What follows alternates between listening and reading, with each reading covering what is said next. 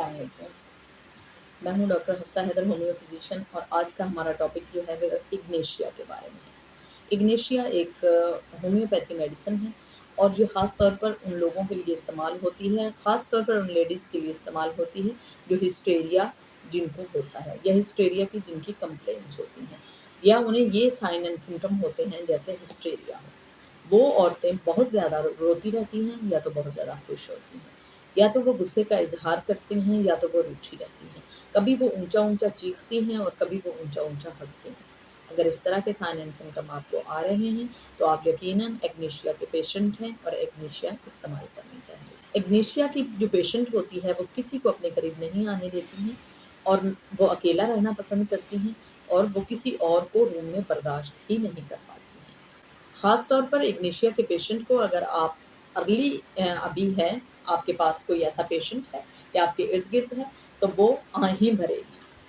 خاص طور پر اس کے سائن یہ ہوتے ہیں، آہیں بھرتی ہے، روتی ہے اور سسکیاں لے لے کر روتی ہے۔ اگر اس طرح کے سمٹم ہیں تو یہ ہسٹیریا کے سمٹم ہیں۔ You should be use ignatia. Hysteria کی وہ حالتیں، ہسٹیریا کے جو یہ سائن ہیں، اگر بہت زیادہ غم اور فکر کے بعد ظاہر ہو رہے ہیں، جیسے کسی کا کوئی لاس ہو گیا، کسی کا نقصان ہو گیا، کسی کا بزنس میں نقصان ہو گیا، جو اس کا پارٹنر دنیا سے چلا گیا، جو اس کے پیرنٹس میں سے کسی کی ڈیتھ ہو گئی یا لو ون میں سے کسی کی ڈیتھ ہو گئی، تو اس کے بعد اگر اس طرح کے سمٹم آتے ہیں تو اس میں بھی یہ بہت زیادہ افیکٹ۔ اب ہم بات کر لیتے ہیں کہ اگنیشیا کے پیشنٹ کو اگر فیور ہوتا ہے تو کس طرح کا فیور ہوتا ہے، اور اس کے بعد ہم یہ دیکھیں گے کہ اگر ان کا معدہ خراب ہوتا ہے تو کس طرح کے سمٹم آتے ہیں۔ اگنیشیا کے پیشنٹ کو بخار میں بھوک اور پیاس بالکل نہیں لگتی، باقی بخار ہوتے ہیں اس میں بھی نہیں لگتی، مگر موسٹ آف دا ٹائم پیاس لگتی ہے بخار میں۔ مگر اگنیشیا کا جو پیشنٹ ہوگا اس کو، خاص طور پر لیڈی ہوگی اور جس عورت کو جو غم زدہ لیڈی ہوگی، اور اس کو بھوک اور پیاس کا بالکل پتہ نہیں چلتا۔ اگر اس طرح کا بخار ہو رہا ہے تو ہمیں فیرم فاس اور یوپاٹوریم جو کہ ایک مخصوص میڈیسن ہے بخار کے لیے، تو ساتھ میں اگنیشیا بھی ضرور دی جائے گی تاکہ وہ پیشنٹ جو ہے بالکل ریکوری کرے۔ ایک اور بات، جو اگنیشیا کا پیشنٹ ہوتا ہے اس کو بخار میں سردی بالکل نہیں لگتی ہے۔ اگر کبھی اس کو سردی لگتی بھی ہے تو اس کا چہرہ خشک ہو جاتا ہے، سرخ ہو جاتا ہے، اس کا چہرہ سرخ ہو جاتا ہے۔ اگر پہلے تو اس کو سردی لگتی ہی نہیں ہے، اور اگر لگتی ہے تو پھر کیا ہوتا ہے، پھر اس کا چہرہ سرخ پڑ جاتا ہے۔ جو بہت زیادہ پرانے بخار ہوں وہ گریپ کی وجہ سے ہوتے ہیں، اگر وہ کنین دینے سے بھی ٹھیک نہ ہو رہے ہوں تو اگنیشیا دینے سے ٹھیک ہو جاتے ہیں۔ اگنیشیا کا پیشنٹ خاص طور پر کمبل لینا پسند نہیں کرتا جب اس کو بخار ہوتا ہے۔ یہ تو تھے اگنیشیا کے بخار کے سمٹم۔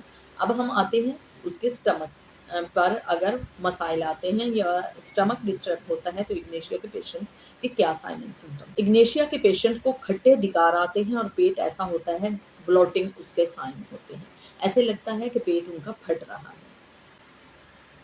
اگنیشیا کے پیشنٹ کو اس طرح سے ویکنس فیل ہوتی ہے جیسے ان کو موت آ جائے گی یا ان کے جسم سے جان نکل جائے گی، اس طرح سے ان کو سٹمک میں پین ہوتا ہے۔ کہ معدے کو چھونے سے ہی جس وہ چھوتے ہیں، سٹمک والی جگہ پہ ہاتھ لگاتے ہیں، تب بھی انہیں پین ہونا شروع ہو جاتا ہے۔ اگر اس طرح کے سمٹم ہیں تو اگنیشیا جو ہے وہ مسٹ ہے کہ آپ اگنیشیا سے دیں اور ان کا معدہ ٹھیک ہو جائے۔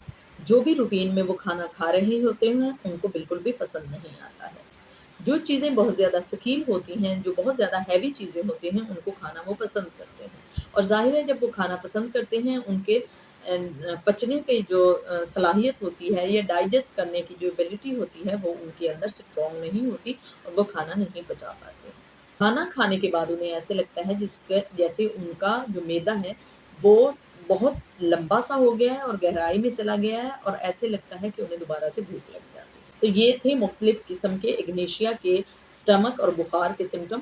میں ان اسٹوڈنٹ کو بتا رہی ہوں جو سیکنڈ ایئر کے اسٹوڈنٹ ہیں، خاص طور پر ہومیوپیتھی کے، کیونکہ اگر آپ کو اگنیشیا کا پیشنٹ ہے اور وہ بار بار بخار اس کو ہو رہا ہے مگر آپ اس کو میڈیسن دے کر تھک چکے ہیں اور اسے آرام نہیں لگ رہا، تو یقیناً آپ اس کی ہسٹری میں جائیں گے اور اس سے پوچھیں گے، اگر وہ गमज़दा लेडी है तो उसका इग्नेशिया से ही बुखार जाएगा, और उसका मैदा अगर मुसलसल डिस्टर्ब रहता है और आपकी उसकी हिस्ट्री लेते हैं और उसको हिस्टेरिया अगर होता है या उसके कोई साइन होते हैं या आपके कुरेदने से वो आपको बताता है कि वो हमेशा गमज़दा या गमज़दा रहती है, तो यकीनन आप उन्हें इग्नेशिया देंगे तो ये सारे मसाइल हल हो जाएँगे। स्टूडेंट को बताने के लिए एक बात ज़रूर मैं कहूँगी कि हम जो थ्योरी पढ़ते हैं, जो भी हमारे बुक्स होती हैं वो पढ़ती हैं, वो बिल्कुल चेंज होती हैं, जब प्रैक्टिस करते हैं वो बहुत ज़्यादा मुश्किल होती है। मैं अपने स्टूडेंट्स को बताती रहती हूँ कि एमबीबीएस का जो एजुकेशन है, जो उनकी तालीम है वो मुश्किल है, मगर उनकी प्रैक्टिस बहुत आसान है। होम्योपैथी की जो एजुकेशन है वो इतनी ज़्यादा मुश्किल नहीं है, मगर उसकी प्रैक्टिस काफ़ी मुश्किल है। सो इसलिए आप उसकी हिस्ट्री में ज़रूर जाएँगे। आप उसकी हिस्ट्री में जब जाते हैं तो आपको अंदाज़ा हो जाता है कि साइन इसके जो आ रहे हैं उसकी एक्चुअली मेडिसिन क्या है, कॉन्स्टिट्यूशनल जिसको मेडिसिन कहा जाता है। तो ये था हमारा बच्चों आज का टॉपिक, और अगर आपको ये पसंद आया हो तो प्लीज़ आप इसको लाइक कीजिएगा, शेयर कीजिएगा, सब्सक्राइब कीजिएगा। ओके।